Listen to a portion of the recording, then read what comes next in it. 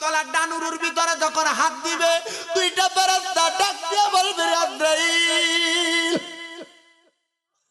এ আজরাইল, বান্দার ডান দিক দিয়ে রূহ কবজ করা যাবে না। বলে কেন রে? বলে বান্দার ডান দিকে তার হাত দ্বারা যেই সাদাকা গুলা করেছে, বান্দার সাদাকা গুলা বিরাজমান। আল্লাহর হাবিব বলে দুনিয়ার মানুষ যে হাত উপরের দিক থেকে নিচের হাতকে সাদাকা করে সহযোগিতা করেছে, আমার আল্লাহ তাআলা ওই উপরের হাতকে দামি বানায়া দিছে, ওই উপরের হাতকে সম্মানিত বানায়া দিছে। আল্লাহর নবীর প্রখ্যাত হাদিস বিশারদ নবীজি সাহাবী হযরত সাদ ইবনে উবাদা রাদিয়াল্লাহু তাআলা আনহু বলেন, আমি আমার নবীর দরবার থেকে যুদ্ধে গিয়েছিলাম।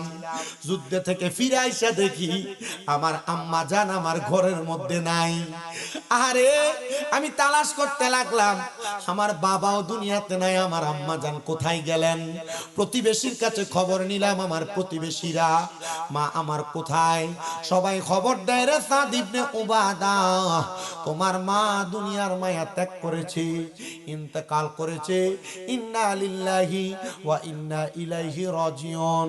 সাদ ইবনে উবাদা চোখের পানি ফালায়া কান্দে, তোমরা কি আমার আম্মা জানকে কোথায় রাখছো? দেখাও না, আমি আমার আম্মা জানকে দেখবো। এ সাদ ইবনে উবাদা, তোমার বাড়ির পশ্চিমে তোমার আম্মা জানের দাফন। সাদ ইবনে উবাদা বলে, হে আমার এলাকার মানুষ, তোমাদের কাছে আমার আবদার, আমার আম্মা জানকে বুঝি তোমরা আমারে ছাড়া একা একা দাফন করে দিয়েছো? সাদ ইবনে উবাদা ডাক দিয়া কই, না রে না, আমি আমার মায়ের লাশও দেখছি না।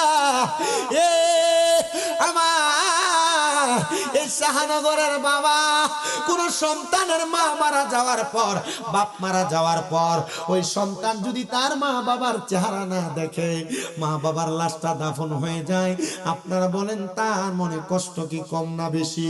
অবশ্যই কষ্ট, অবশ্যই কষ্ট, অবশ্যই কষ্ট। কষ্টের কোনো অভাব নাই। সাদ ইবনে উবাদা কয়, আমার সকল কষ্ট দূর হইতো যদি আমি রাহমাতুল লিল আলামিনের কাছে যাইয়া আমার মনের কষ্টটা বলতে পারতাম। সাদ ইবনে উবাদার এলাকার মানুষ দইরা আমার নবীজির দরবারে নিয়ে গেছে। ইয়া রাসূলুল্লাহ, ও মায়ার নবী, সাদ ইবনে উবাদা যুদ্ধ করে আসার পরে যখন খবর পাইছে তার মা মারা গেছে, তার শরীর ভেঙে গেছে, নবী গো আপনি তাকায়া দেখেন, সাদ ইবনে উবাদা কোনো কথা বলতেছে না। সাদ ইবনে উবাদা কান্দে আর ডাক দিয়ে কই, ইয়া রাসূলুল্লাহ, আপনি বলেন না গো, মা মারা যাওয়ার পর কি আর মনটা একরকম থাকে? ও গো নবী, আমার মা আমারে যত সম্পদ দিয়া গেছে, নবী গো আমার বড় সম্পদ দিছে আপনি নবীর সোহবতে থাকা। আশেক তো সুন্দর করে মসনবী রুমির মধ্যে আল্লামা জালালউদ্দিন রুমি লিখতেছেন, আরে সোহবতে সালে তোরা সালে কোনাত, সোহবতে তালে তোরা তালে কোনাত। জোরে কন্যা মারহাবা। ভালো মানুষের সোহবতে থাকলে ভালো হইতে পারবা, আর যদি খারাপ মানুষের সোহবতে যাও খারাপ হয়ে যাইবা। এই জন্য আমরা যারা সুন্নি দাবি করি, আমরা সব সময় বিশ্বাস করি আমরা বুড়া থেকে জোয়ান, জোয়ান থেকে ছোট, ছোট থেকে যা আছে আমরা তাদেরকে আউলিয়া কেরামের দরবারে বেশি বেশি করে নিয়ে যাব। কারণ আউলিয়া কেরামের সোহবতে থাকলে কোনোদিনে ফোলার মুখ দিয়া বাইর হইতো না, আল্লাহর সর্বশক্তিমান কুলে শিরিক হইব। আউলিয়া কেরামের সোহবতে যারা থাকে তারার জবান দিয়া কোনোদিন আল্লাহর হাবিবের স্ত্রীরা কোনোদিন নামাজ পড়ছে না এমন কথা বাইর হইতো না। এবার আপনারা বলেন, আমরা সবাই আউলিয়া কেরামের সোহবতে থাইকা আমাদের জীবনকে সুন্দর বানাইতে চাই কি চাই না? আর জবান খুলে বলেন না, চাই কি চাই না? এ মুসলমান ইমানদার, আমি আপনাদেরকে যে কথাটা শুনাইতেছিলাম, হযরত সাদ ইবনে উবাদা রাদিয়াল্লাহু তাআলা আনহু নবীরে বলে, ইয়া রাসূলুল্লাহ, আমার মা আমারে অনেকগুলা সম্পদ দিয়া গেছে, কিন্তু আমার কাছে সবচাইতে বড় সম্পদ হলো আপনি দয়াল নবী। জোরে কন্যা মারহাবা। ওরে আখেরাতে কি দেখাবো নাই কোন পুঁজি, কন্যা আখেরাতে কি দেখাবো নাই কোন পুঁজি, একটা পুঁজি আছে আমার সে তো নবীজি। বলেন একটা পুঁজি আছে সে তো দয়াল নবীজি। আমার দয়াল নবীজি, আমার মায়ার নবীজি, আমায় একটু দিদার দিতে হয়ে যাও রাজি। আমার দয়াল নবীজি, আমার মায়ার নবীজি, আমায় একটু দিদার দিতে হয়ে যাও রাজি। কে যাও তুমি মদিনাতে অনৌকার মাঝি, কে যাও তুমি মদিনাতে অনৌকার মাঝি, যার কাছে যাইবা আমি তাহার খুঁজি। আমার দয়াল নবীজি, আমার মায়ার নবীজি, আমায় একটু দিদারে দিতে হয়ে যাও রাজি। জবান বন্ধ নাই, জোরে কোন আল্লাহু আকবার। সাদ ইবনে উবাদা বলে, ইয়া রাসূলুল্লাহ, নবী মাটা যে মইরা গেল, এখন আপনি যেহেতু আমার বড় সম্পদ, আমি আপনার কাছে আগমন করলাম। নবী গো, আপনি বলেন না আমি আমার মায়ের জন্য কোনো কিছু করতাম নি। নবী আমার কয়, সাদ ইবনে উবাদা, তুমি তোমার মায়ের নামের উপরে আল্লাহর ওয়াস্তে সদকা করো। সাদ ইবনে উবাদা কয়, ইয়া রাসূলুল্লাহ, আপনি সাক্ষী থাকেন, আমি আমার আম্মা জানের জন্য, আমি সাদ ইবনে উবাদার মিখওয়াদা নামক একটা খেজুরের বাগান আছে, ওই মিখওয়াদা নামক খেজুরের বাগানটা আমি আমার আম্মার জন্য সদকা করে দিলাম।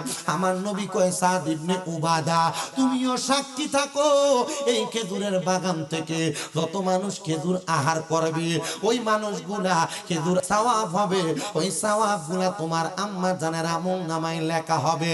এই জন্য কোন মুমিন বান্দার যখন রূহ আজরাইল কবজ করবে, মুমিন বান্দার ডান দিকে হাত দেওয়ার সাথে সাথে মুমিন বান্দাটার ডান দিক থেকে বাধা দিবে না, না না, মুমিন বান্দাটার ডান দিক দিয়ে রূহ কবজ করা যাবে না, কারণ মুমিন বান্দার ডান দিকে তার দান এবং সদকাগুলা আছে। এবার আজরাইল আলাইহিস সালাতু ওয়াস সালাম মুমিন বান্দাটার বাম দিকে হামলা করবে, বাম দিক থেকে জবাব দিবে, রে আজরাইল, বাম দিক দিয়ে তো রূহ কবজ করতে পারবা না। বলে কেন গো? বলে মুমিন বান্দাটা তার বাম হাত সহ প্রত্যেকটা জায়গায় অঙ্গ প্রত্যঙ্গে তার আম্মা জানের বুকের সাথে লাগা ছিল, সে তার আম্মা জানের বড় খেদমত করেছে, সে তার আব্বা জানের বড় খেদমত করেছে। এই জন্য মুমিন বান্দার রূহ তোমরা বাম বাহু দিয়া বের করতে পারবা না। আজরাইল তখন আমার আল্লাহ তাআলার কাছে প্রশ্ন করবে, মনিব কিভাবে বান্দার রূহ কবজ করা যায়? এবার আল্লাহর পক্ষ থেকে জবাব দেওয়া হবে, যারা মুমিন বান্দা মারা যাওয়ার সময় কালেমা পড়বে, কালেমা পড়া ছাড়া মুমিন বান্দা ইন্তেকাল করবে না। কালেমা পড়ে পড়ে ইন্তেকাল করা, এটা মুমিন বান্দার খাসিয়ত, এটা মুমিন বান্দার চরিত্র।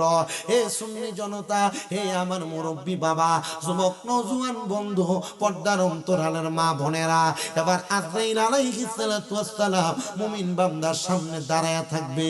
মুমিন বান্দা যখন ঘুম থেকে জাগ্রত হবে, মুমিন বান্দা কালেমা পড়বে, বান্দার জবান দিয়ে যে বাতাস আগত হবে, ওই বাতাসের মাধ্যমে মুমিন বান্দার রূহটা কবজ করা হবে। হায় রে আমার মুসলমান, কেমনে রে কবজ করার পরে মুমিন বান্দা কেমনে পড়ে থাকবে? আল্লাহ মুমিনের কোনো ঠিকানা কি নাই? বলে মুমিন বান্দার ঠিকানা তো আগেই বলে দিলাম, জান্নাতুল আদন। ও আল্লাহ, আমরা জান্নাতুল আদনে যাব কথা সত্য, আপনি বলেন না গো, ওই জান্নাতুল আদন পর্যন্ত পৌঁছানোর জন্য মুমিন বান্দার আরো কয়টা স্টেশন বাকি? এবার শুনেন, মুমিন বান্দার রূহটা যখন আজরাইলে কবজ করে নিয়ে যাবে, এবার রূহুর সঙ্গে আজরাইলের সঙ্গে কথোপকথন হবে। সুবহানাল্লাহ। একটা হাদিস আমাদের কুমিল্লা আলিয়ায়, যখন কুমিল্লা আলিয়ার হেড মুহাদ্দিস হুজুর মাওলানা আব্দুর রাজ্জাক হুজুর, উনি যখন এই হাদিস পড়াইছে, অনেকক্ষণ কান্না করছে, অনেকক্ষণ কান্না করছে। শুধু লাস্ট সময় কান্না করার পর বলছে, বাবা শুধু দোয়া করেন যেন এইভাবে ঈমানটা নিয়ে মরতে পারি। কত মানুষ মরে যায়, মারা যাওয়ার সময় বিছনায় প্রস্রাব পায়খানা করে দেয়, কত মানুষ মরে যায়, মরে যাওয়ার সময় বিছানার মধ্যে ছটপট করে, চোখের পানি, চোখ উল্টায়া দেয়। কত মানুষ মারা যায়, মারা যাওয়ার সময় জিহ্বায় কামড় দিয়া দেয়। কত মানুষই তো মারা যায়, মারা যাওয়ার সময় নাকে মুখে দিয়ে রক্ত বের হয়। আল্লাহ, আমরা কিভাবে মরবো? কত মানুষ মারা যায়, মারা যাওয়ার সময় ঘাড় শক্ত হয়ে যায়, রক্ত ছিঁড়া যায়। আমরা এভাবে মরবো না। আল্লাহ, আমরা মুমিন হয়ে মরতে চাই। বলে মুমিন হয়ে মরার ঠিকানা, মুমিন কিভাবে মরবে আমার রাসূল তোমাদেরকে দেখিয়ে দিচ্ছে। মুরব্বীরা দাড়ি পাইকা গেছে, যুবক ভাইরা বয়স শেষ হয়ে গেছে। আপনি মনে করতেছেন আপনার বয়স বাড়তেছে, 19 থেকে 20 হয়েছে, 21 থেকে 22 হয়েছে, বয়স বাড়ে নাই, বয়স কমছে।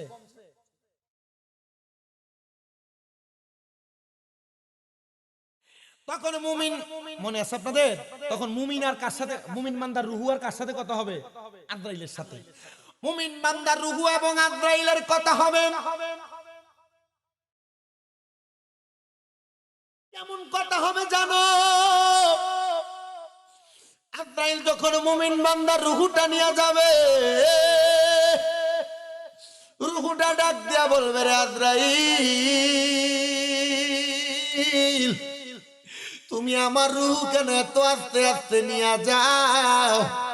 তুমি যদি জানতা আমার জন্য আল্লাহ তাআলা কত বড় নিয়ামত রেডি করে রাখছে, তাহলে তুমি আমার এত তাড়াতাড়ি আস্তে আস্তে নিয়ে যাইতা না, তুমি আরো তাড়াতাড়ি নিয়ে যাইতা। আজকে জুমার নামাজে আমি আমার মুসল্লিদের কাছে জানাজার নামাজের ফজিলত এবং জানাজার নামাজে জীবিত ব্যক্তিদের কি লাভ সে বয়ান করতে যে আমি আমার মুসল্লিদের কাছে একটা হাদিস শোনাইছি। যে হাদিসটা হযরত আলী ইবনে আবি তালিব রাদিয়াল্লাহু তাআলা বর্ণনা করেন। তিনি বলেন, আমি আমার নবীর সাথে একটা সাহাবায়ে কেরামের দল নিয়ে সামনের দিকে হাঁটতেছিলাম। এমন টাইমে আমরা একটা মৃত ব্যক্তির লাশ দেখলাম।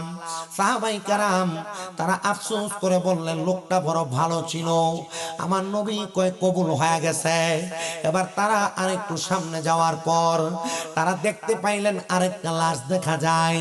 তারা বললেন, এই ব্যক্তি বড় বরবাদ ছিল, খারাপ ছিল। আমার নবী বললেন কবুল হয়ে গেছে। নবীর সঙ্গে নবীর সাহাবী হযরত ওমর ইবনে খাত্তাব রাদিয়াল্লাহু তাআলা আনহু ছিলেন। ওমর ইবনে খাত্তাব বলে, সাহাবায়ে কেরাম, আমার নবী দুইবার যে কবুল হয়ে গেছে শব্দটা ব্যবহার করছে, তোমরা কি আমার নবীর কথাটার বেদরা বুঝছো? বলে, না না না, আমরা তো বুঝি নাই। এ সাহাবায়ে কেরাম, আমার নবী যেই প্রথম ব্যক্তি সম্পর্কে কবুল হয়ে গেছে বলছে, তোমরা লোকটার সম্পর্কে ভালো কথা বলছো, এই জন্য আমার নবী বলেছেন লোকটার জন্য জান্নাত কবুল হয়ে গেছে। জবানটা খুলে ধরে ধরে কন্যা সুবহানাল্লাহ।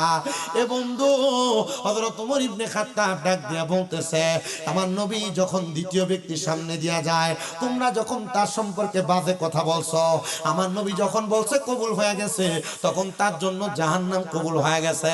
যারা বলে আমার নবী গায়েবের খবর দেনেওয়ালা না, আমরা সুন্নিরা এটা বানায় বানায় বলি, নবীরা গায়েবের খবর দেনেওয়ালা বললে এটা গুনাহ হবে, এটা শিরিক হবে আল্লাহর সাথে। না না না রে মুসলমান, আমার নবী যদি গায়েবের খবর দেনেওয়ালা না হয়, আমার নবী কেমনে দুনিয়াতে থাইকা জান্নাতের খবর দিছে, আমার নবী কেমনে দুনিয়াতে থাইকা জাহান্নামের খবর দিছে। তার মানে বোঝা যায় আমার আল্লাহ তাআলা আমার নবীর গায়েবের খবর দান কইরা দুনিয়াতে পাঠাইছে। আল্লাহ কোরআনুল কারীমের সূরা জিনের শেষ আয়াতে আল্লাহ ঘোষণা করছে, আমি আমার গায়েবের খবর কাউকে দেই না ইল্লা মানিন তাদমির রাসূল, শুধু আমার রাসূল ছাড়া। তার মানে আমার আল্লাহ তাআলা গায়েবের খবর আমার নবীরে জানায়, আর আমার নবী হইল গায়েবের খবর দেনেওয়ালা। ধরে কোন সুবহানাল্লাহ। যার নাম শুনিলে চমকে ওঠে দিন বেকার আর হয়ে যায়, নাম শুনিলে চমকে ওঠে দিন বেকার আর হয়ে যায়। গায়েবের খবর দেনেওয়ালা এলো রে মক্কায়, গায়েবী খবর দেনেওয়ালা এলো রে মক্কায়। আমরা কেমনে জীবনে তুমি কোন বেটা একটু মোহাম্মত নিয়ে কোন না, ইমাম তাদ হইব বেটা একটু মোহাম্মতে কোন।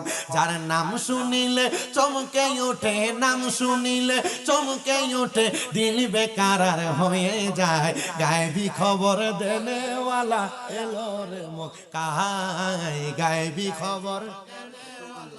এলো রে মক্কায়।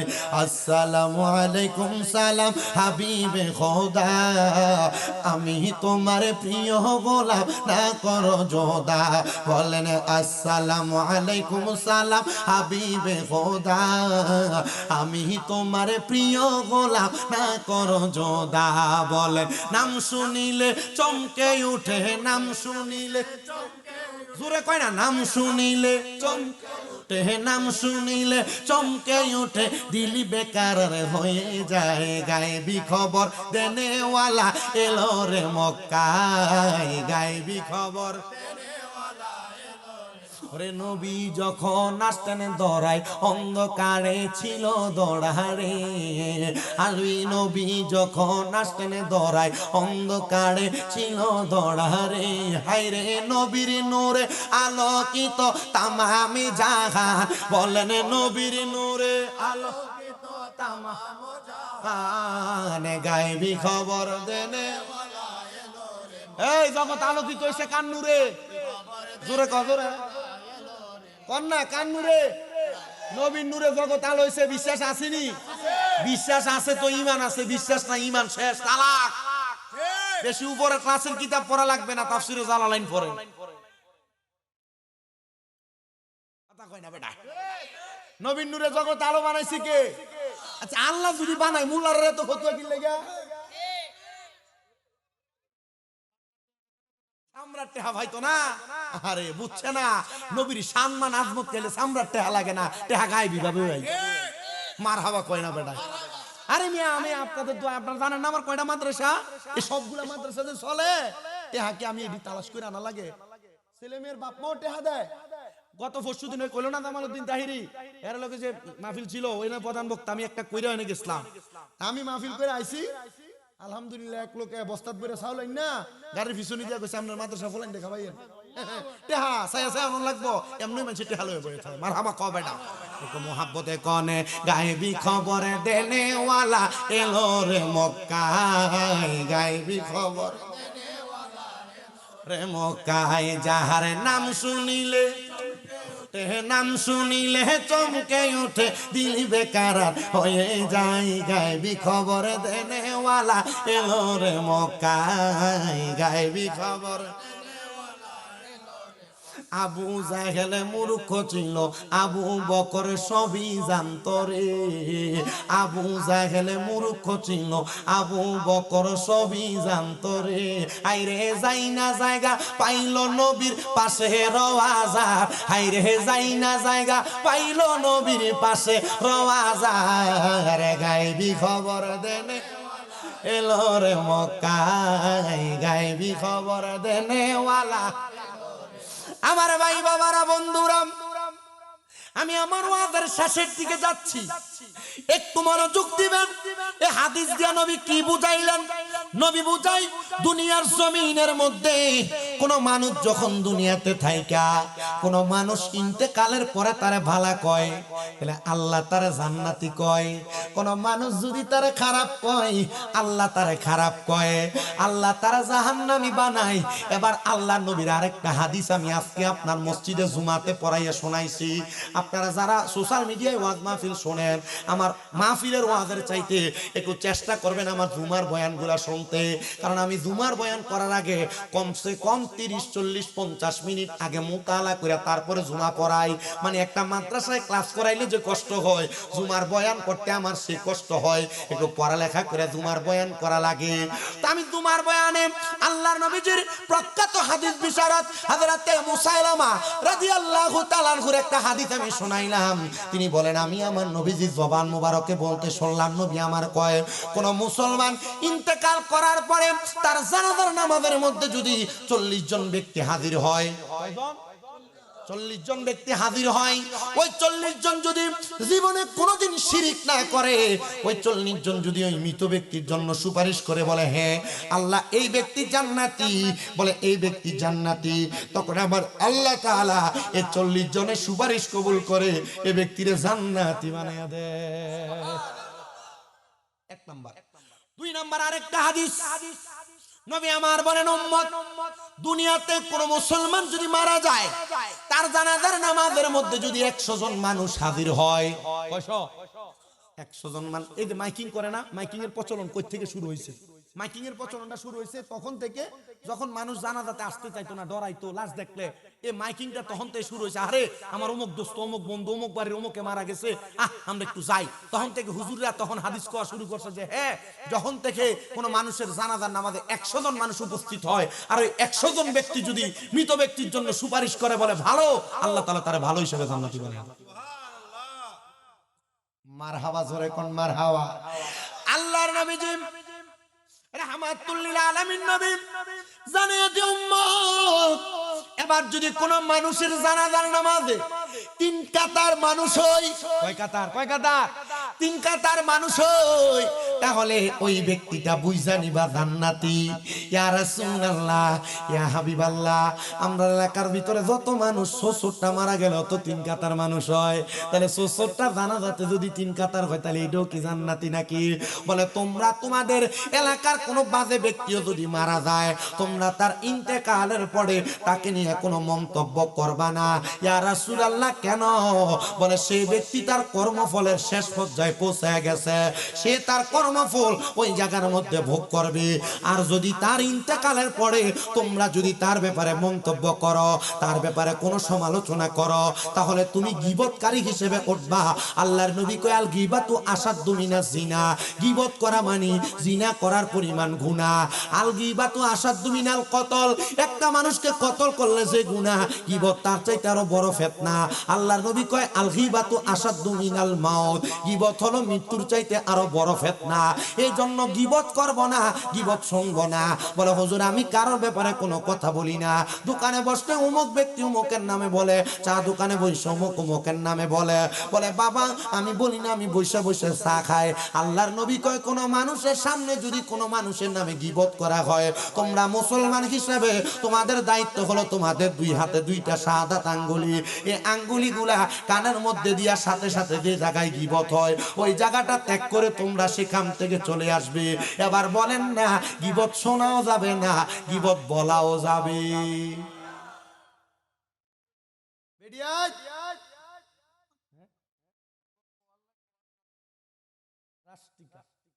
আপনারা ওয়াজ বলতে কি বোঝেন আমি জানি না, তবে আমি যতটুক বলছি আমার মনে হয় কি আলিম ভাই, এর থেকে বেশি ওয়াজ লাগবে তার, আর এতটুকু আমল করলে চলবে। আমি ভিডিওতে বেশি করে কই, আপনারা যারা মা বোন আছেন কিশোরগঞ্জের, বাজিতপুরের, দিলালপুরের, শাহনগরের, সোশ্যাল মিডিয়াতে যে দেশ বিদেশের মা বোনরা দেখবেন আপনাদের মাঝে গীবতের প্রচলন বেশি। আপনি ঠিক কইলেও ঠিক, না কইলেও ঠিক, গীবতের প্রচলন বেশি মা বোনের কাছে। মা বোনদেরকে আমি বারবার করে বলছি, আমি চাই না আমার কোন মা বোন জাহান্নামে যাক। আমি আসার সময় আমার এক লোক বলতেছে হুজুর গত বছর ওয়াজের কারণে মানুষ আপনার উপর সন্তুষ্ট বিদায় মানুষ আসছে। আমি কইছি আমার ওয়াজ তো বেড়াইত বেশি হনে না, আমার ওয়াজ হনে বেরিয়েতে, আসলে বেরিয়েতে হনে, বেরিয়েতে আমার ওয়াজ বেশি হনে, ভক্ত বেশি। আমার আম্মা অসুস্থ হওয়ার পর কত মহিলা আমার বাড়িতে আমার আম্মারে দেখতে গেছে, এটা আল্লাহর বরকত। মহিলা কি বেশি নাকি? বাবু বেরিয়ে আমার বদ্ধ দিস না। আমি চাই না আমার কোন মারা দুজুকে যাক। আপনি কখনো আপনার অন্য জালের ব্যাপারে আরেক জালের কাছে বদনাম বলবেন না। আপনি কখনো আপনার স্বামীর ব্যাপারে অন্য জনের কাছে বদনাম বলবেন না। আপনি কখনো আপনার আরেক ননদের ব্যাপারে আপনি কারোর কাছে মন্তব্য করবেন না। নিজে ননদ হওয়ার পরে আপনি আপনার ভাইয়ের বউয়ের বদনাম করবেন না। কেন? এগুলো আপনাকে জাহান্নামী বানাবে, যেটা বেশি বেশি হয়। আর বেরিয়াতে একটা সালাকি যে শিখাই দিয়ে যায়। তোমার এলাকার ভিতরে এমন বহুত বেরিয়েছে, এলাকা ভিত্তিক কয়েকজন থাহে, বাড়ি বাড়ি প্রত্যেক বাড়িতে এমন একটা করে প্যাসেঞ্জার আর প্যাসেঞ্জার থাহে, তাই না? এমন 2-1টা করে থাহে দেখবেন বাড়ি বাড়ি। বইন তোমার একটা সালাকি শিখাই দিয়ে যায়। সালাকিটা হইলো তোমার কাছে যদি আয়া কোন সময় কোন বেডিন নামে আয়া যদি বদনাম করে, তাহলে তুমি তারটা শুনবা, কিন্তু তার কাছে কিছু কইস না। কারণ মনে রাখবি বেডিন, এই বেডি দে তো তোর কাছে আরেক বেডিটা কইছে, তুই যদি তার কাছে কিছু কস তোর তো এই বেডির কাছে কইবি। কথা কই না কেন? এটা আমনার বেলা একই। না ঠিক কইতেন না বেড়াই আজকে তোমার কালকে আমার আমাদের ফিসাবুদুর বইয়ের হইছে বহু জায়গা ফিসাবরা আইয়া সালাম দিয়ে দোয়া করে দৌড় মারে এই যে ফিসাবরা আমার পছন্দ হইছে মারহাবা কোন ও গতকালকে প্রোগ্রামও করেছে বৈরবে 2টা পর্যন্ত প্রোগ্রাম বক্তবিন্দু চালাই আবার ওয়াজও চালান লাগে দেখছুন নি আল্লাহ কবুল করো আমিন কইন মোহাব্বতে কয় না দিবে না এটা আমিন তাহলে গীবত কি করা যাবে তাহলে শোনা যাবে মজা কইরা তার নামে গীবত কইতেছে আমার কাছে কত ভালো লাগতেছে রে গীবত শোনা যাবে মান সমাতা নাজা মাদ্রাসায় নুরানিতে এই হাদিস শরীফটা বাচ্চাদেরকে পড়ায় মান সমাতা যে চুপ থাকে সে নাজাত পায় যত চুপ থাকতে পারেন গুনাহ কম জিন্দেগিতে ইবাদত বেশি হবে চুপ থাকলে যদি নাজাতই পান আর ইবাদতে হয় তাহলে চুপ থাকই বালা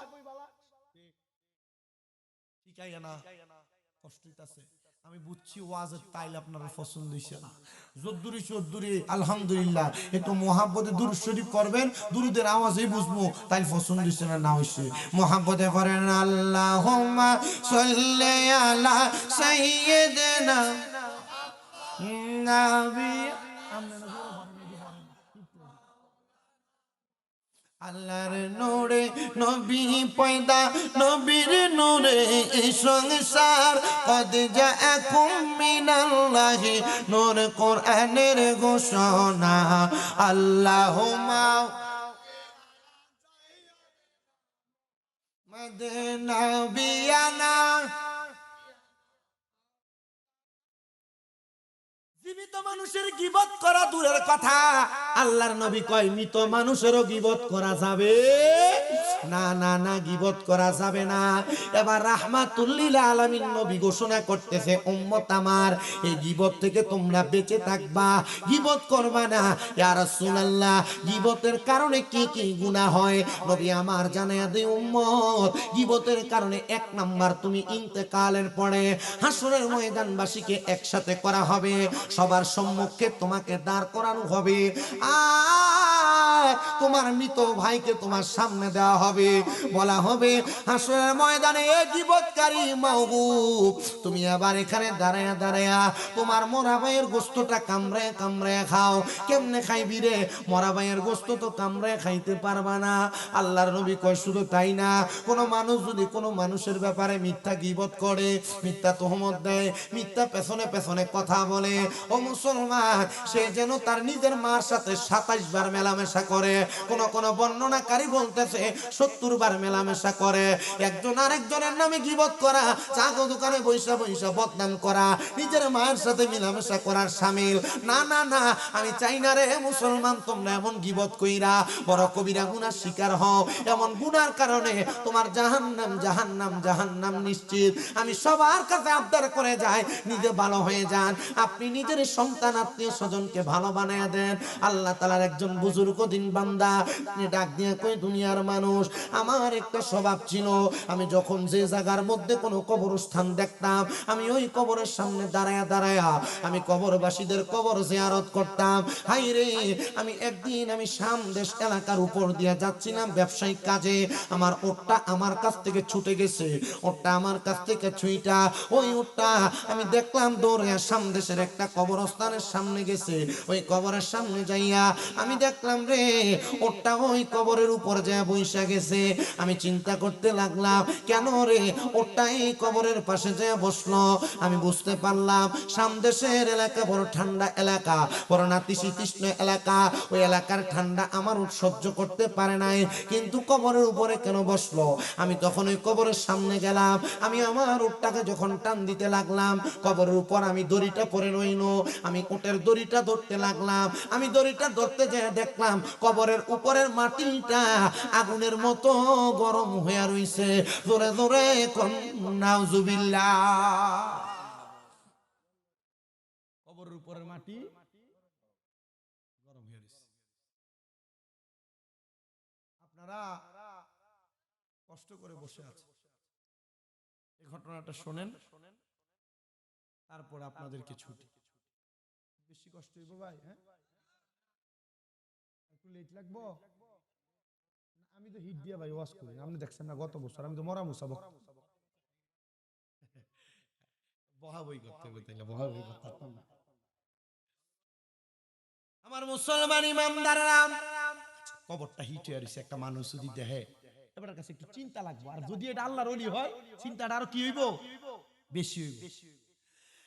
জগতের মানুষ, আমি আমার উটটারে সেখান থেকে সরায়া আমার মনে একটু আফসোস হইল, কারণ আমার নবী বলছে দুনিয়ার মানুষ তোমরা যখন কোন কবরের সামনে যাও, তোমরা কবরের সামনে যে কবরের উপর বসবা না, কবরের উপর শুইবা না, কবরের উপর হাঁটবা না। ইয়া রাসূলুল্লাহ, কেন? বলে কবরবাসী এতে কষ্ট পায়। আহা, কবরবাসী এতে কষ্ট পায়, কবরবাসী এতে কষ্ট পায়। এ মুসলমান, আল্লাহর ওই বুজুর্গ দিন বান্দা, তিনি আবার উটটাকে সরায়া গাছের সাথে বাইন্দা আল্লাহর বুজুর্গ দিন বান্দা ডাক দিয়া কয়, আমি ওই কবরের সামনে যা দাঁড়ায় গেলাম, দাঁড়ায়া দাঁড়ায়া আমি সূরা ফাতিহা, সূরা ইখলাস পড়লাম, সূরা তাকাসুর পড়লাম, সূরা নাসরা পড়লাম, আমি সূরা আর রহমান পড়লাম, আমি সূরা ওয়াকিয়া পড়লাম, সূরা ইয়াসিন পড়লাম, কারণ আমার উটটা এই কবরবাসীর উপর জুলুম করেছে। এই জন্য আমি কবরবাসীর জন্য এই জুলুমের দোয়াটা একটু বকশিশ করার চেষ্টা করলাম। আমি যখন এই সূরা কেরাতগুলা পড়লাম, কইরা কবরবাসীটার জন্য দোয়া করতে লাগলাম। আমি বলতে লাগলাম, ও আল্লাহ পাক রব্বুল আলামিন, আপনি কবরবাসীকে মাফ করে দেন। আমি কবরবাসীর জন্য যখন দোয়া করতে লাগলাম, আমার কাছে বড় আফসোস লাগলো, হায় রে, আমার মতো যদি জিন্দা মানুষ হইতো, ওনার উপরে তো উটটা বসতে পারতো না, উনি দৌড়ায় দিত। আল্লাহ, আমি বুঝতে পারলাম কবরের মানুষ ইন্তেকাল করার পরে দুর্বল, তুমি আমার উটরে দিয়ে সেটা বোঝাইয়া দিছ। আমিও যদি মারা যাই, আমার মারা যাওয়ার পরে আমার কবরের উপরে কুকুর হাঁটবে, গরু হাঁটবে, ছাগল হাঁটবে, এমন উট হাঁটবে। আল্লাহ, তুমি আমাকেও দুর্বল বুঝাইয়া দিলা। আমি এমন ভাবে চিন্তা কইরা কবরের সামনে কাঁদতে কাঁদতে বেহুশ হয়ে গেছি। দুনিয়ার মানুষ, আমি যখন কাঁদতে কাঁদতে বেহুশ হয়ে গেছি, এমন টাইমে আমি দেখছি রে, আমি দেখছি রে, আমি দেখছি যে কবরের সামনে আমি লাচার হয়ে পয়রা রইলাম, ওই কবরবাসীটা আমার কাছে আইসা আমার মাথাটার মধ্যে হাতটা বুলিয়া দিতাছে, আর ডাক দিয়া কয়, বুজুর্গ, তোমার জন্য আমার অন্তর থেকে দোয়া, তোমার জন্য ওয়া মাগফিরাতুহুমা, আমার পক্ষ থেকে দোয়া। বলে কেন গো, তুমি না কবরে ছিলা, তুমি আমার জন্য কেন দোয়া করো? বলে আমার আল্লাহ তাআলা আমার কবরের মধ্যে অধিক অধিক পরিমাণ আযাব দিতেছিল, কিন্তু তোমার উটটা যখন আমার কবরের উপর আইসা বসছে, তুমি আইসা যখন আমার কবরটার একটু গরম উত্তপ্ত দেখলা, তুমি তো দোয়া করলা, আমার আল্লাহ তাআলা তুমি বুজুর্গর দোয়ার বরকতে আমার কবরের আযাব মাফ করে দিছে। মুর্শিদ আমার আল্লাহর বন্ধু, কোন ও সন্দেহ না আয়ো রে, আমি মুর্শিদ নামে বড় ও শান্তি পাই। গাউসে পাক আমার আল্লাহর বন্ধু, কোন ও সন্দেহ না আয়ো রে, আমি মুর্শিদ নামে বড় ও শান্তি পাই, আমি মুর্শিদ নামে বড় ও শান্তি পাই। কবে জানি আসবে সময় আমি পাইব ও মুর্শিদ চরণ রে, আমি বাজার নামে বড় ও শান্তি পাই। দয়াল খাজায় আমার আল্লাহর বন্ধু, কোন ও সন্দেহ না আয়ো রে, আমি মুর্শিদ নামে বড় ও শান্তি পাই। আপনারা বলেন আল্লাহর ওলিদেরকে এমন আজগুবি পাওয়ার দিলেন একজন, তিনি কে? আপনারা যারা বায়াত হইছেন, বায়াত, এবার আপনাদের উদ্দেশ্য ওয়াজ। আপনারা মনে করছেন যে ফিরের হাত হাত ধরে মুড়ি দিয়ে গেছেন গা, আপনি মনে হয় বাচ্চা গেছেন। আরে না মিয়া, পীরের দরবারে যে আপনি বায়াত হইছেন, পীরের হাতে যে হাত দিয়ে ধরছেন, পিসাব কি আপনার কাছে মনে হয় রাত্রে বেলা ঘুমায় থাকে? না মিয়া, হক্কানি পীর রাত্রে বেলা ঘুমায় না, অল্প একটা সময় ঘুমায়, রাত্রে এক প্রহর। ওনারা ঘুমায়া ওনারা মনে করছেন আপনার পীরালির মুরিদের দায়িত্ব নিয়ে উনি আপনি ঘুমায় না, একটা সময় ঘুমায়া গভীর রজনীতে মাশায়েখে আজম যারা, পীর যারা, সুন্নি যারাদেরকে অনুসরণ করে, যারা হাত ধরে, যে পীররার পায়ে ধরে সালাম করে, যে পীররার হাতে চুমা দেয়, এই পীররা স্বাভাবিক পীর না। সুন্নিদের এই পীরগুলার একটা খাসিয়ত, একটা চরিত্র হইলো ওনারা রাত্রবেলা সারাদিন ওনার মুরিদরা যা করে তার লাগা ক্ষমা প্রার্থনা করে, তওবা। এটা হইলো হক্কানি পীর। আর বহু জায়গার বহু পীর পিছন দিয়ে নাম উরুস মোবারক বেড টেনে না গান বাজনা করে, এটি সিটার, বেঈমান, বেয়াদব, মুরতাদ। এদেরকে পীর মানলে পীরদের বদনাম হবে। এই জন্য যারা আহলে সুন্নাত ওয়াল জামাত নাম দিয়া মাজারের উরুসের নামে গান বাজনা করে, এরা মুসলমান না, এরা মুরতাদ, এরা বেঈমান। আহলে সুন্নাত ওয়াল জামাতের সাথে এদের কোনো সম্পর্ক নাই, থাকবে না, থাকবে না। হাত তুলে বলেন ঠিক না বেঠে?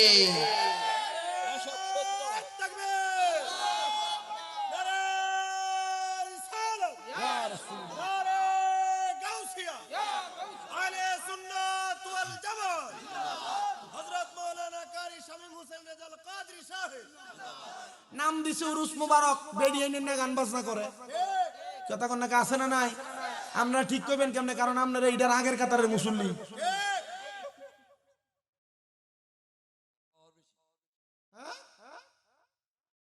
আপনারা খবর পাইছেন আবুল সরকার নামক এক বেয়াদব, সে তার মঞ্চের ভিতরে দাঁড়ায় এসে বলতেছে আল্লাহ নাকি গোয়া মাথা পায় না, আল্লাহ একবার এটা কই আরেকবার ওইটা কই। নাউজুবিল্লাহ জোরে বললেন না? সে বলতেছে আল্লাহ কোরআনুল কারীমে বলছে কুল আউযু বিরাব্বিন নাস মালিকিন নাস ইলাহিন নাস মিন শাররিল ওয়াসওয়াসিল খান্নাস আল্লাযী ইউওয়াসউইসু ফি সুদুরিন নাস মিনাল জিন্নাতি ওয়ান নাস। আল্লাহ নাকি সূরা নাসের প্রত্যেক জায়গায় নাসার কথা বলছে।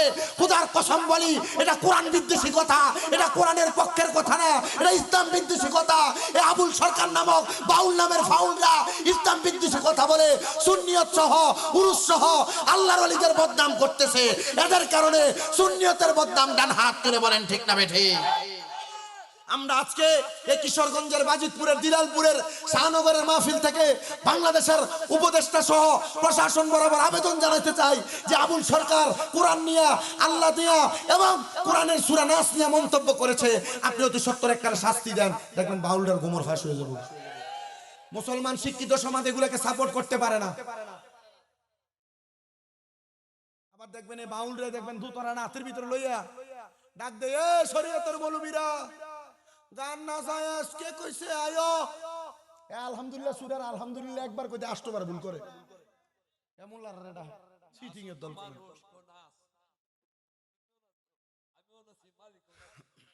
আমরা চিন্তা করছি দুনিয়া কত গোমরাতে গেছে। গানে যান না, গানে কি ফিডাটা ফিডাইবো আপনারা রে? আমি আফসোস করতেছি এটা লইয়া আপনারা ওই তখন ফিডাটা খাইয়া তখন এখন তো মার বাপরে ডাকেন, তখন কারে ডাকবেন? মাদারে উরুস মুবারকের নাম দিয়ে গান বাজনা করা হারাম। বন্নামি কও না কিদা বন্নামি বেরিয়ে দিয়ে গান বাজনা করা। সামা কাওয়ালি হইলে চিন্তা করতাম অন্যটা, সামা যদি হইতো চিন্তা করতাম অন্যটা, কিন্তু এটা তো সামা করে না, এত বেরিয়ে দেন চমক সরকার এটি বেরি কাপড় ফেরে ইন্ডিয়া দেখা যায়।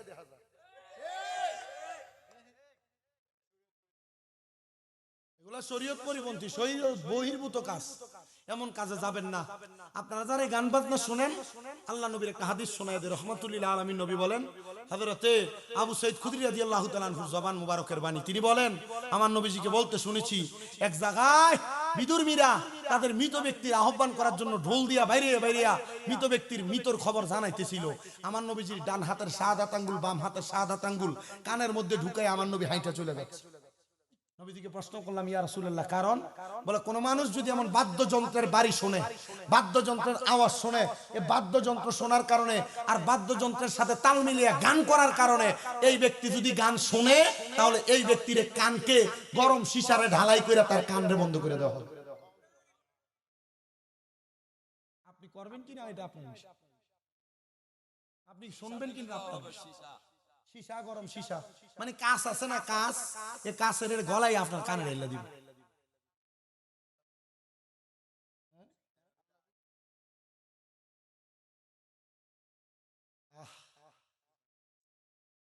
আল্লাহ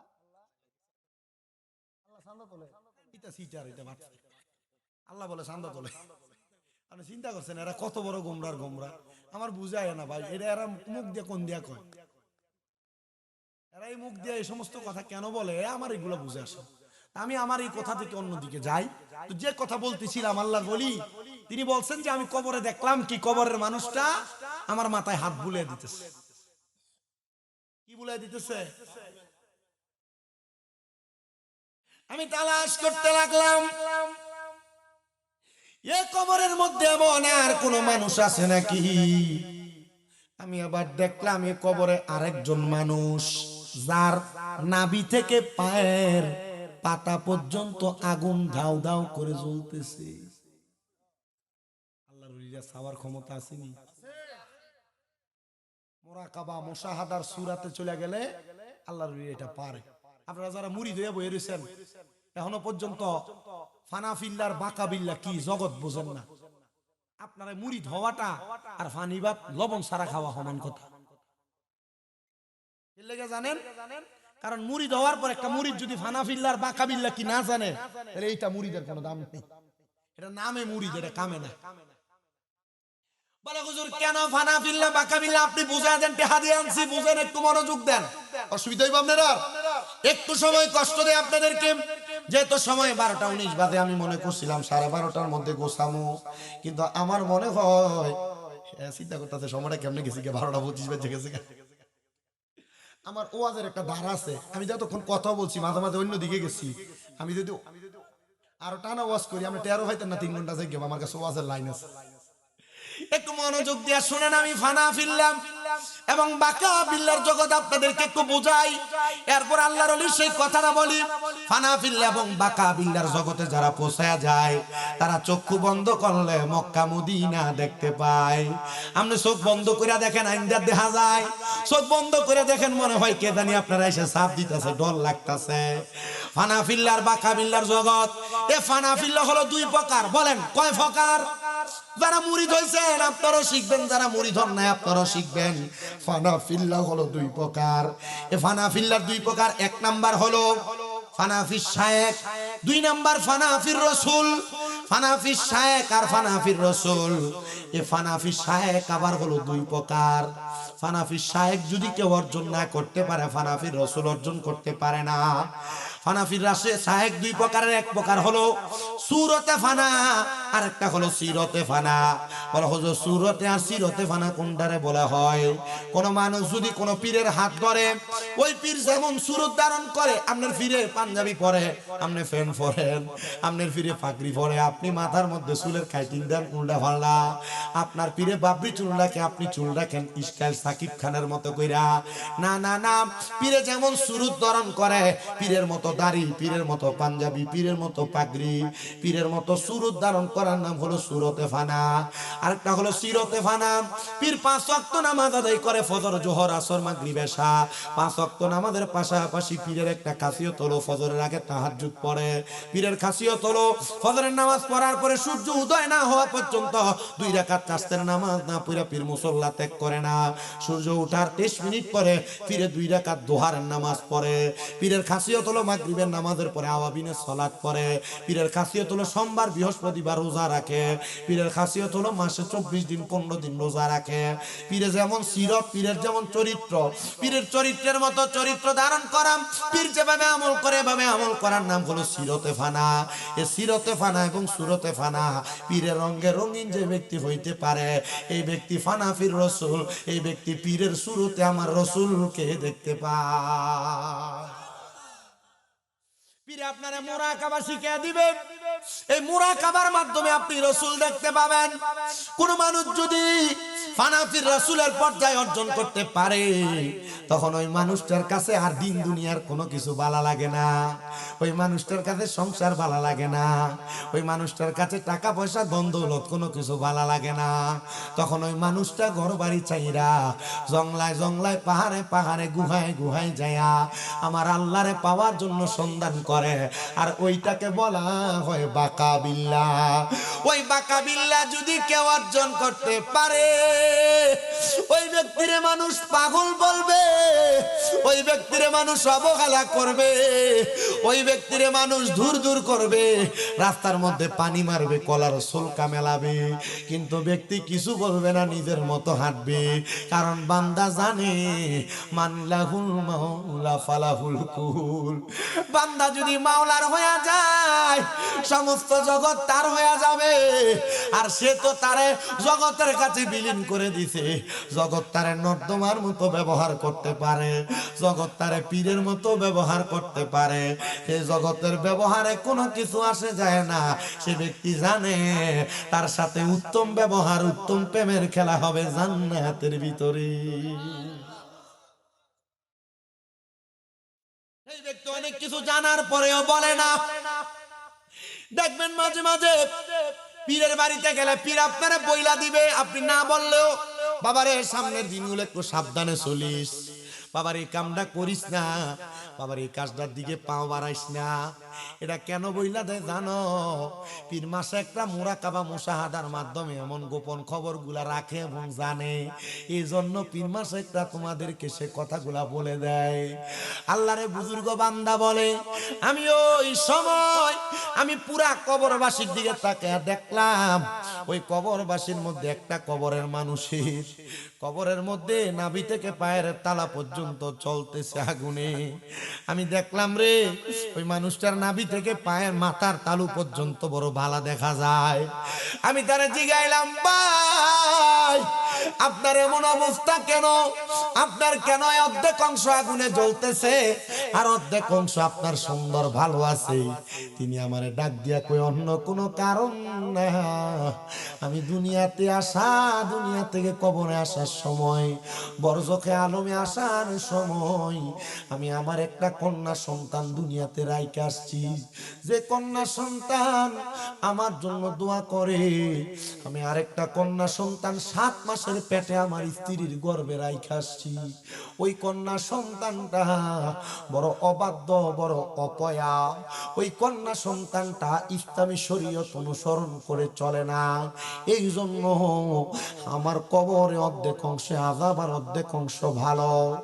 আল্লাহর এই বুজুর্গ বান্দা ডাক দিয়ে কয়, জগতের মানুষ, আমি তাড়াতাড়ি ওই কবরের সামনে তাকা উইটা এবার আমার উটটার পিঠে চইরা চইরা এই সামদেশের পুরাটা এলাকার মধ্যে তালাশ করতে লাগলাম, কার এমন ঘর যার স্ত্রীর গর্ভের মধ্যে 7 মাসের একটা সন্তান রেখে ইন্তেকাল করছে। কেউ কোনো জবাব দেয় না রে। সামদেশের নদীর কিনারার মধ্যে যাইয়া দেখতে একটা ঘর দেখা যায়, যে ঘরের দরজাগুলা বন্ধ, দরজা বন্ধ বন্ধ। দরজাটার সামনে যাইয়া আসসালামু আলাইকুম বলে সালাম দিছে, 2 বার সালাম দিছে, 3 বার সালাম দিছে, কিন্তু সালামের কোনো জবাব না দিয়া ঘরের দরজাটা খুইলা, আপনারা ভাত খাওয়ার পরে যে পানিটা থাকে, পানিটার আইডা পানি হয়তো বলেন কিনা জানি না, আমরা কুমিল্লার ভাষায় এটার আইডা পানি বলে, ওই পানিটা ঘরের দরজাটা খুইলা আল্লাহর বুজুর্গ বান্দার গায়ের মধ্যে এভাবে ফিক্কা মারছে, মেলা মারছে।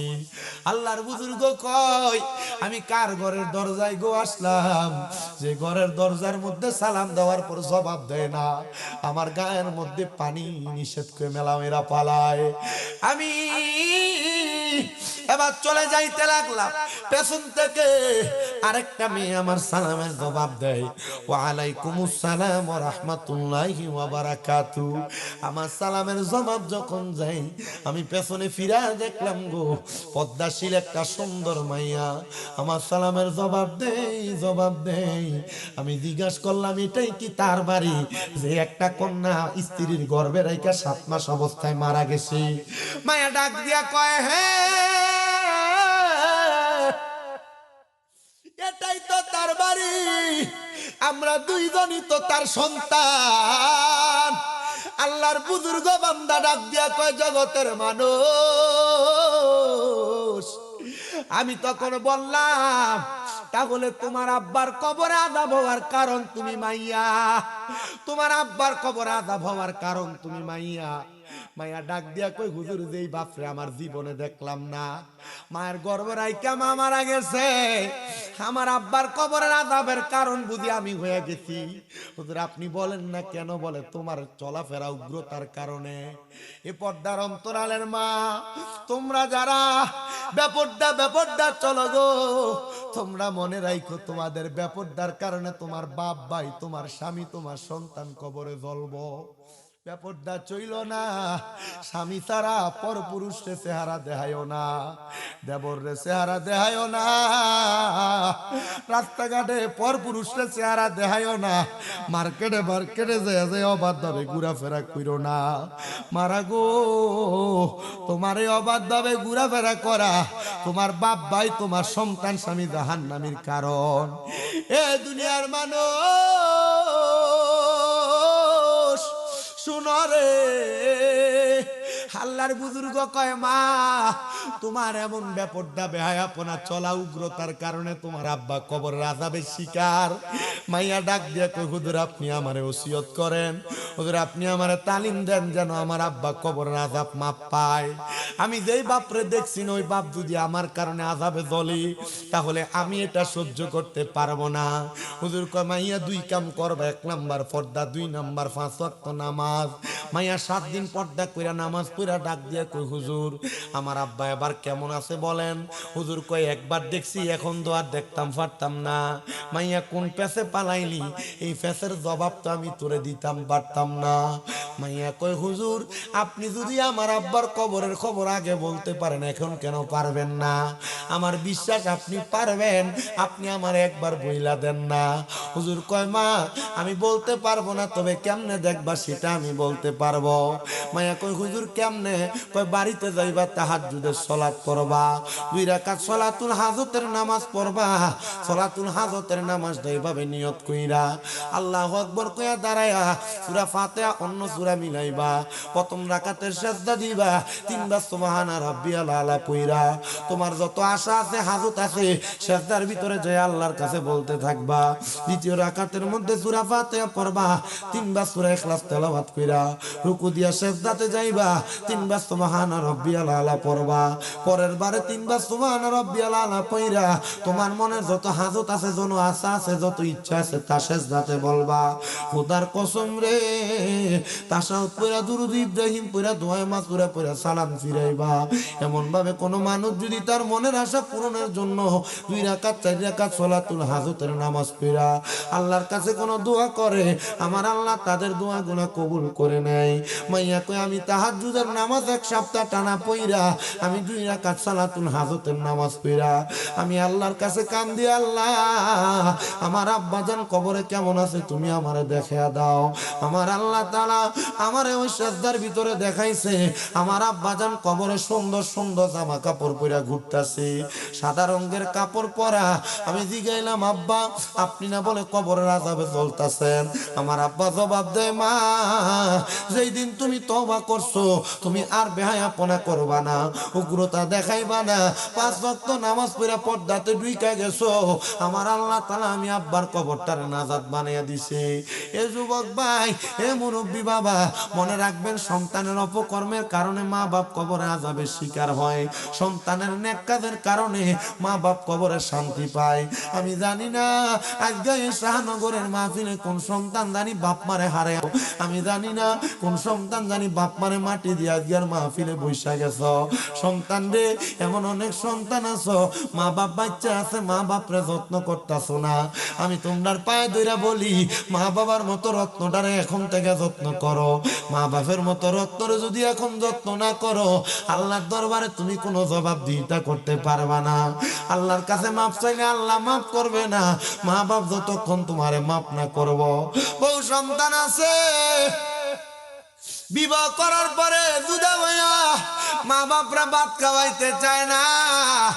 আমি তোমাদের কাছে আবদার করব, তোমরা যারা তোমাদের মা বাবার সাথে বদ ব্যবহার করো, মা বাপরে খানা দিতে চাও না, দাও, পারলে তোমার পা আমার সামনে দাও, আমি আমার জিব্বা দিয়া তোমার পা পরিষ্কার করে দিব। ওয়াদা করবা এখান থেকে বাড়িতে যাইয়া মা বাবার পা ধরে মাপ চাইবা, কারণ মা বাপ যদি মাপ না করে আমার আল্লাহ তাআলা তোমারে মাফ করবে না। সন্তানের দল মা বাবার মনে কষ্ট দিয়া যদি কোনো সন্তান আজকে শাহনগরের মাহফিলে বসে থাকো, কিশোরগঞ্জের বাজিতপুরের শাহনগরের মানুষ, খোদার কসম কিশোরগঞ্জের বড় আলেম দিয়া ওয়াজ করাইবা, এমন ওয়াজ দিয়া তোমার কোনো লাভ হবে না। সন্তান ওয়াদা করো এখান থেকে বাড়িতে যাইয়া মা বাবার পাটি ধরে ধরে মাপ চাইবা। আজকের মাহফিল কবুল হবে কি হবে না এটার গ্যারান্টি আমি দিতে পারবো না, তবে একটা গ্যারান্টি দিতে পারবো রে, আগামী কালকে যদি দেখো এলাকার মুরব্বীরা দোকানে বৈশা কয় এ আমার সন্তান শামীম রাজার ওয়াজটা শুই না বাড়িতে যায় আমার পায়ে ধরে মাপ চাইছি, অনেকে চিন্তা করে হুজুর আমি কোনোদিন আমার মা বাবার সাথে অন্যায় করি নাই, আমিও কি আমার মা বাবার পায়ে ধরে মাপ চাইবো?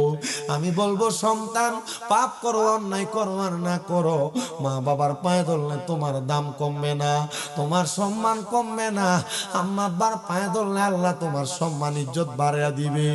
আমার দিকে তাকাও, আমার দিয়ে আল্লাহ তাআলা একটা না দুইটা না ছয় ছয়টা মাদ্রাসা চালায়। ওয়াজ মাহফিলে গেলে যেখানে যাই সেখানে আপনারা যেমন ভাবে আমারে প্রধান বক্তা বানাইছেন, যেখানে যাই মানুষ শুধু প্রধান বক্তাই বানাই, দামি চেয়ারে বসাই, আমি একটা কথা অন্তরে বিশ্বাস করি এই সম্মান আমি আমার পড়ালেখার যোগ্যতা দিয়ে অর্জন করি নাই। আমি মাদ্রাসায় ক্লাস 6-7 থাকতে ওয়াজে শুনছি মা বাবার পায়ে চুমা দিলে আল্লাহর জান্নাতের চৌকাঠে চুমা দেওয়া সওয়াব পাওয়া যায়। আমি আমার বাঙ্গা ঘরের মধ্যে যাইয়া আমার আম্মা আব্বারে ঘুমন্ত অবস্থায় পায়ের মধ্যে চুমা দিছি, চুমা দেওয়ার পর থেকে আল্লাহ তাআলা আমার সম্মান বাড়াইছে। দামি গাড়ি চড়ায়, সুন্দর বাড়িতে রাখে, সুন্দর ভালো ভালো খানা আমারে খাওয়ায়। সন্তান রে যদি আম্মা আব্বারে খুশি করতে পারো আমি বিশ্বাস রাখি আল্লাহ তোমারে মাফ করে দিব, সম্পদের অভাব হবে না, আল্লাহ তাআলা তোমারে দামি বানিয়ে দিব। কিন্তু অনেকে চিন্তা করে হুজুর যারার বাড়িতে আব্বা আছে তারা বাড়িতে যায় আব্বার পায়ে ধরে মাপ চাইবো, হুজুর যারার বাড়িতে মা আছে তারা বাড়িতে যায় মার পায়ে ধরে মাপ চাইবো। আমার তো আব্বা নাই, আমি কার পায়ে ধরে মাপ চাইবো? হুজুর যাদের মা আছে তারা বাড়িতে যায় আমার পায়ে ধরে মাপ চাইবো। হুজুর আমার মা নাই, আমি কার পায়ে ধরে মাপ চাইবো? আল্লাহর নবী শিখিয়া দে উম্মত, কোন সন্তানের মা মারা যাওয়ার পরে, বাবা মারা যাওয়ার পরে ওই সন্তান যদি রব্বির হামহুমা কামা রব্বায়ানি সগীরা বইলা চোখের মণিকোটার মধ্যে একটা মাছির মাথা পরিমাণ পানি চাইনা দিয়া কান্দে, ওই পানি মাটিতে পড়ার আগে আমার আল্লাহ তার মা বাবার জীবনের গুনাহ মাফ করে দেয়। কেমন আছেন বাবা মনি, কেমন আছে মা জননী, একবারও তো ফিরা চাইলি না, ওই মা বাবারে কষ্ট দিয়া দুনিয়াতে দিন কাটাইয়া কোনদিনও শান্তি পাবি না। হারে মুসলমান, খবর দেশের খবর লইলি না, ওরে 3.5 হাত গর্তে ফেলে কেমন করে আইলা চলে, তোমার বাড়ি আইতে দেরি হইলে যে মা ঘুমাইতো না, ওই কবর দেশে মায়ের পাশে একটু রইলি না রে, কবর দেশের খবর লইলি না। সন্তান তুমি তোমার মা বাপরে বাদ দাও না, আর তোমার মা সকালবেলা পান্তা ভাত্রি খাইছে না, মা চিন্তা করছে আমার ফুতে বন্ধে থেকে খেতের থেকে আইলে পান্তা ভাত্রি খাইলে তার কলজা ঠান্ডা হইব। আজকে ওই মা কবরে আগে এক বেলা দুই বেলা খানা না খাইলে মা বারবার ডাক দিয়া বলতো ফুট খানা দি খাস না, পেটটা দি পিঠের সাথে লাইগা রইছে।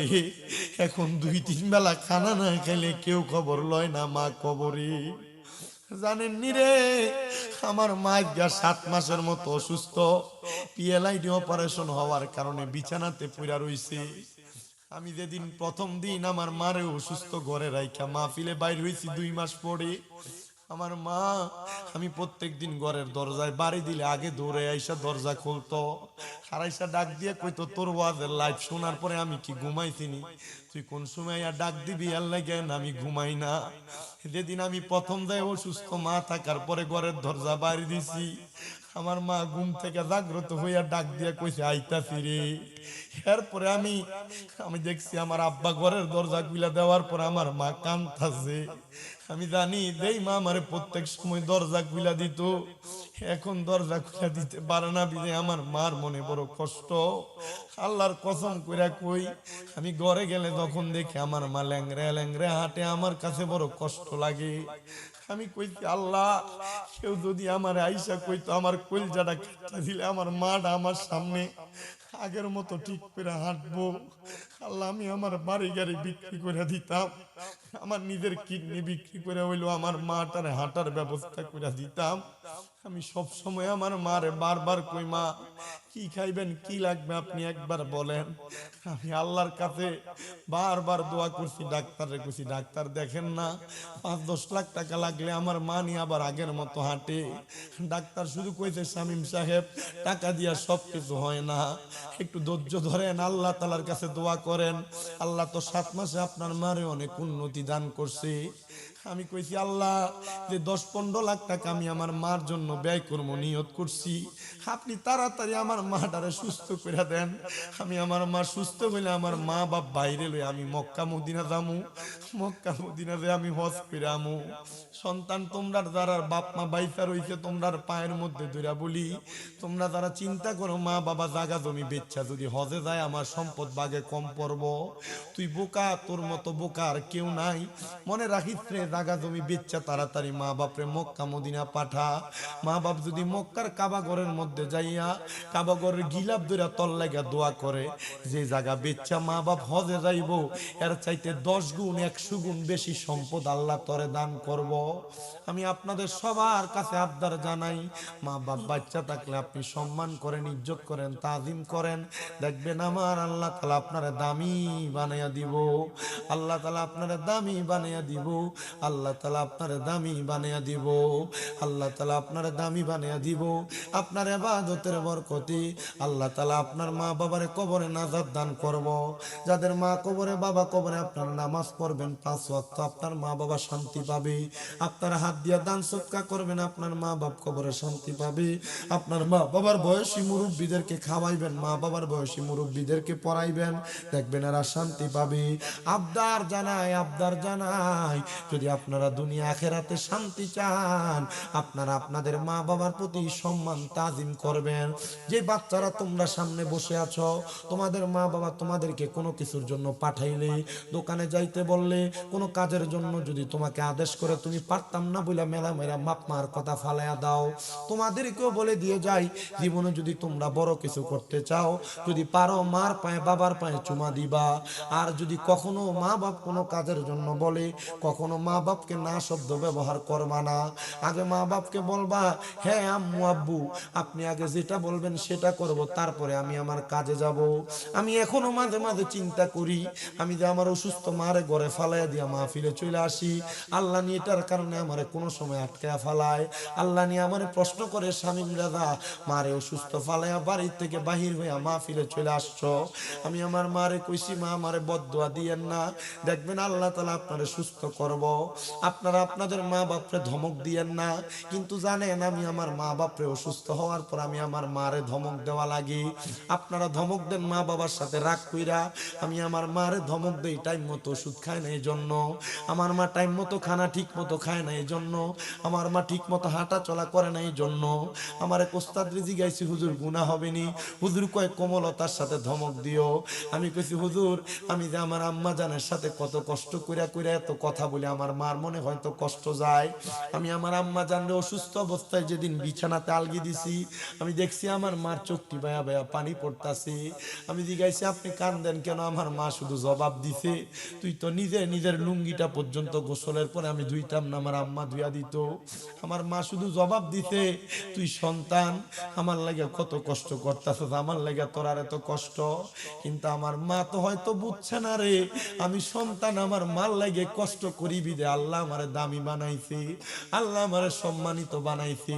আমি যে সম্মান পাওয়ার যোগ্য না, আল্লাহ আমারে তার চাইতে হাজার হাজার লাখ লাখ কোটি কোটি গুণ সম্মান দিছে। আপনারা বলে দুনিয়া এবং আখেরাতে বড় হওয়ার জন্য মা বাবার খেদমত বেশি বেশি করার দরকার আছে না নাই? মা বাবারে ধমক দিও না, জুদা থাকলে পায়ে ধরে মাপ চাই আজকেই তোমার ঘরে নিয়ে আইসো, আল্লাহ যেন মা বাপরে মাফ করে দেয়। ফেরেশতোं की सलामी देने वाले फौज पड़ती थी, जनाब सैयदा हजरत माँ आमिना सुनती थी ये आवाज